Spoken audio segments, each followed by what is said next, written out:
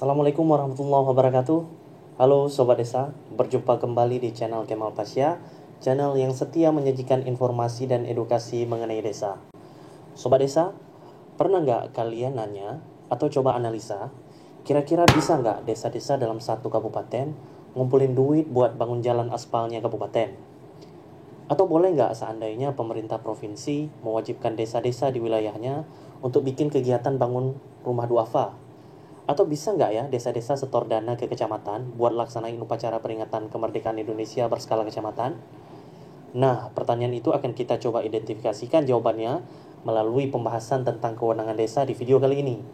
Makanya jangan buru-buru klik tanda merah di ujung kanan atas laptop kalian, atau malah pencet tombol back di smartphone kalian ya Sobat Desa. Mending tonton video singkat ini sampai selesai dulu, atau sekalian pencet tombol subscribe dan notifikasinya aja. Hitung-hitung kalian jadi Sobat Desa sejati di channel ini. Cocok ya? Yuk kita langsung masuk ke topik bahasan kita.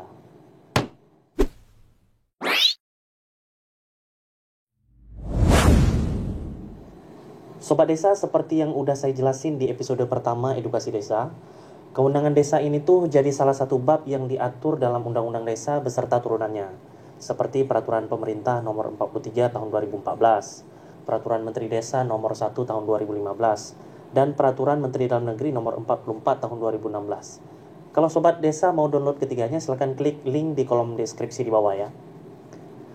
Nah, sekarang kita coba lihat dulu apa itu definisi kewenangan. Saya nyimpulkan pendapat dari beberapa ahli aja ya, terus kita coba untuk kasih contoh dengan ilustrasi sederhana. Sobat Desa, kewenangan itu adalah kekuasaan yang dilembagakan setelah ditentukan melalui aturan-aturan formal dan menjadi dasar untuk melakukan sesuatu atau enggak melakukannya. Karena kewenangan ini identik dengan kekuasaan, makanya pihak yang memiliki kewenangan adalah pihak yang punya kekuatan untuk memerintah dan mempengaruhi orang lain. Wewenang pihak yang berkuasa itu ditandai dengan hak dan kewajiban yang melekat padanya. Kalau kalimat yang tadi sulit dipahami, coba Sobat Desa bayangkan kewenangan seorang kepala rumah tangga, seorang ayah atau suami yang menjadi pemimpin bagi istri dan anak-anaknya. Misalnya, kewenangan kepala rumah tangga adalah memimpin dan melindungi keluarganya. Ia juga berhak memerintah istri dan anak-anaknya. Kepala rumah tangga juga punya kewajiban untuk mencari nafkah, menyayangi keluarga, serta mendidik istri dan anak-anak. Tentunya berdasarkan nilai-nilai kebaikan dan ketentuan yang dipandu oleh agama. Kalau ada yang memaknai kewenangan ini seperti tanggung jawab, ya mungkin mirip-mirip kali ya. Demikian pula dengan desa.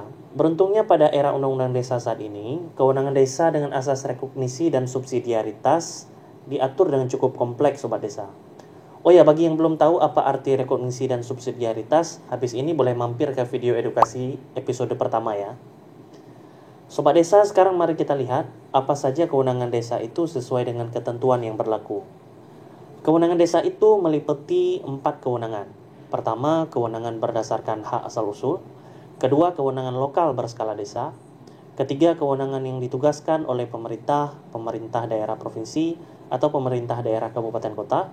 Dan yang keempat adalah kewenangan lain yang ditugaskan oleh pemerintah, pemerintah daerah provinsi, atau pemerintah daerah kabupaten kota sesuai dengan ketentuan peraturan perundang-undangan.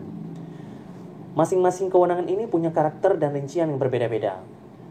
Kewenangan berdasarkan hak asal-usul dan kewenangan lokal berskala desa memiliki karakter dapat diatur dan diurus oleh desa. Berikut rincian kewenangan yang paling sedikit harusnya ada di desa.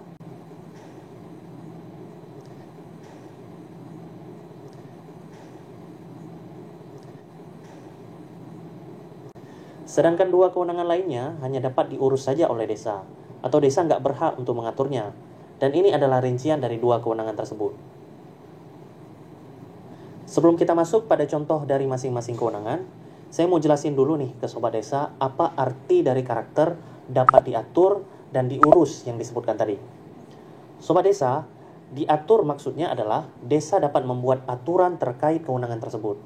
Aturan yang dimaksud adalah peraturan di desa yang meliputi peraturan desa, peraturan kepala desa, dan peraturan bersama kepala desa.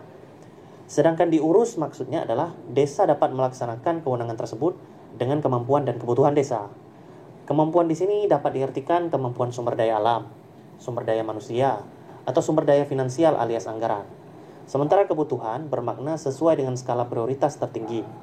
Disepakati dalam musyawarah desa, berorientasi pada penanganan masalah atau persoalan yang ada di desa seperti kemiskinan, pengangguran, pendidikan, kehidupan sosial budaya dan keagamaan, sarana dan prasarana, serta mencerminkan tujuan bersama pemerintah desa dan masyarakat desa, yakni kesejahteraan dan kemandirian. Mari kita lihat contoh sederhananya. Desa atau kampung di Aceh memiliki kewenangan pembinaan lembaga dan hukum adat. Maka, kampung di Aceh dapat membuat peraturan desa atau kanun kampung tentang penyelenggaraan adat istiadat kampung. Dalam kanun itu bisa aja dibuat aturan tentang adat perkawinan, adat pergaulan, pembentukan lembaga adat, dan mekanisme penyelesaian sengketa apabila terjadi persoalan antar warga yang dapat diselesaikan di tingkat kampung dan gak perlu naik ke tingkat yang lebih tinggi lagi. Kalau kanun kampung itu udah ditetapkan, nah kampung udah berhak nih bikin kegiatan-kegiatan sesuai dengan kemampuan dan kebutuhan masyarakat. Misalnya, pada adat perkawinan beberapa daerah di Aceh, ada tuh tradisi semapa atau berpantun pada saat mempelai pria diantar ke kediaman mempelai wanita usai ijab kabul. Biasanya yang berpantun ini adalah warga kampung yang usianya relatif tua nih, sobat desa. Nah, untuk melestarikan tradisi tersebut, kampung dapat membuat pengkaderan bagi generasi muda melalui keterampilan seni dan budaya yang identik dengan adat istiadat setempat. Bahkan kegiatan kaderisasi ini juga dapat dibiayai dengan anggaran kampung. Demikian pula persoalan sengketa masyarakat. Kampung dapat melakukan kegiatan penguatan terhadap Majelis Peradilan Adat Kampung yang bertugas menangani persoalan warga, atau kegiatan penyuluhan mengenai sanksi adat bagi yang melanggar atau membuat kekisruhan di kampung, dan bentuk-bentuk lainnya. Desa juga berhak untuk mengatur mekanisme pengelolaan tanah kas desa, meliputi tata cara penggunaannya, apakah untuk pertanian atau bukan untuk pertanian, apakah disewakan kepada masyarakat, bangun guna serah atau bangun serah guna, atau dilaksanakan melalui kerjasama. Berikut juga penggunaan dana dari hasil pemanfaatan tanah kas desa tersebut. Misalnya apakah digunakan untuk menambah penghasilan pemerintah desanya, ataukah dijadikan sumber pembiayaan bagi kelompok petani miskin, atau menjadi sarana pemberian beasiswa bagi anak-anak yang berprestasi, atau dari kalangan yang kurang mampu, atau membangun sarana prasarana pertanian, dan lain sebagainya. Sobat desa, selain urusan yang bersifat adat istiadat seperti 3 contoh yang tadi, desa juga berhak mengatur dan mengurus hal-hal lain yang berskala lokal desa, seperti pendidikan anak usia dini, posyandu, jalan pemukiman ke wilayah pertanian, penyediaan air bersih melalui kerjasama antar desa, pengelolaan pasar desa, jaringan irigasi, dan masih banyak lagi. Semua itu berhak untuk diatur sedemikian rupa dan dilaksanakan oleh desa sesuai dengan keinginan bersama dan tentunya nggak boleh bertentangan dengan aturan yang lebih tinggi. Sementara untuk 2 kewenangan yang terakhir, desa hanya diperbolehkan untuk melaksanakan apa yang sudah diatur oleh pihak yang memberikan penugasan. Desa nggak boleh ngatur lagi gimana mekanismenya, karena itu haknya si pemberi tugas.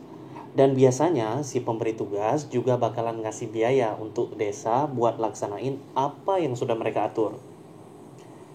Contoh yang paling sederhana sobat desa adalah Bantuan Keuangan Pemakmur Kampung atau BKPG yang sekitar tahun 2007 sampai 2012 lalu sempat dibiayai oleh pemerintah Provinsi Aceh kepada kampung dan dikelola oleh kampung melalui badan usaha milik kampung dalam bentuk kegiatan simpan pinjam, atau penyelenggaraan pemilihan umum di tingkat desa yang juga dibiayai oleh pemerintah pusat.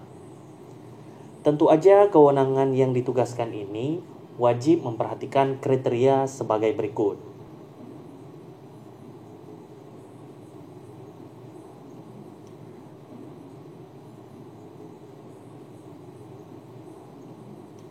Sobat desa, untuk 2 kewenangan yang berhak diatur dan diurus oleh desa, sebenarnya antara desa yang satu dengan desa yang lain tidak harus sama. Bisa jadi ada desa yang jumlah kewenangannya 100 jenis. Nggak nutup kemungkinan juga ada kampung atau desa yang hanya 50 jenis. Mengapa bisa berbeda-beda sobat desa? Semuanya dipengaruhi faktor-faktor ini.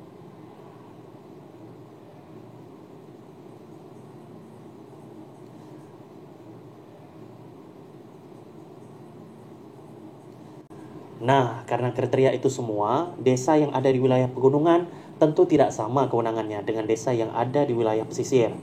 Kampung yang berada di wilayah perkotaan tentu tidak sama dengan kampung yang berada di wilayah perdesaan karena lebih agraris. Terus muncul pertanyaan lagi kan, emangnya boleh kalau kewenangannya beda-beda gitu?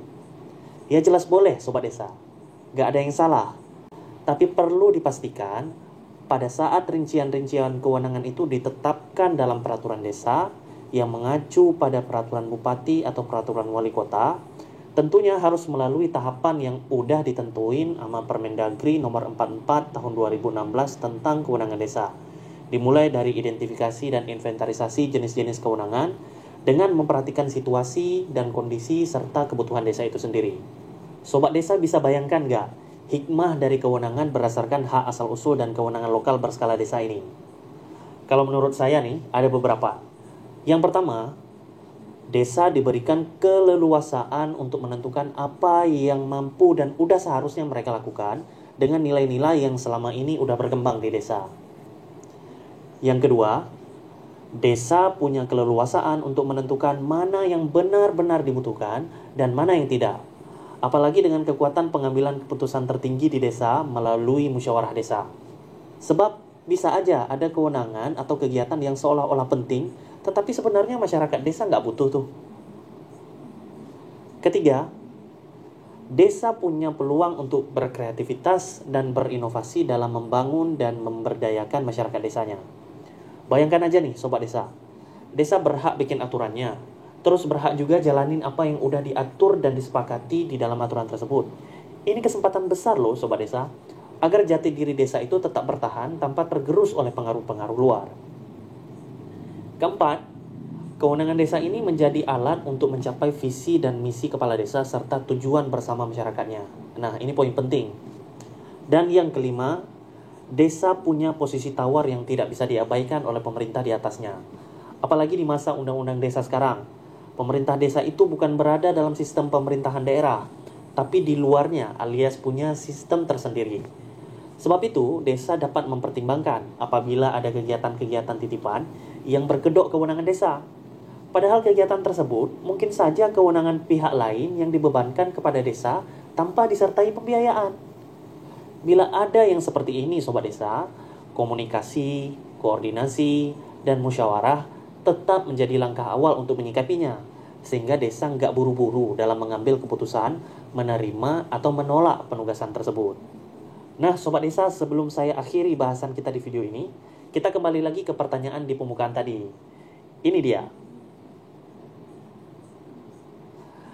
Apakah Sobat Desa udah punya jawabannya? Kalau udah, silakan tinggalkan jawabannya di kolom komentar ya. Demikian episode kedua segmen edukasi desa kali ini tentang kewenangan desa. Makasih buat Sobat Desa semua yang udah nonton sampai selesai.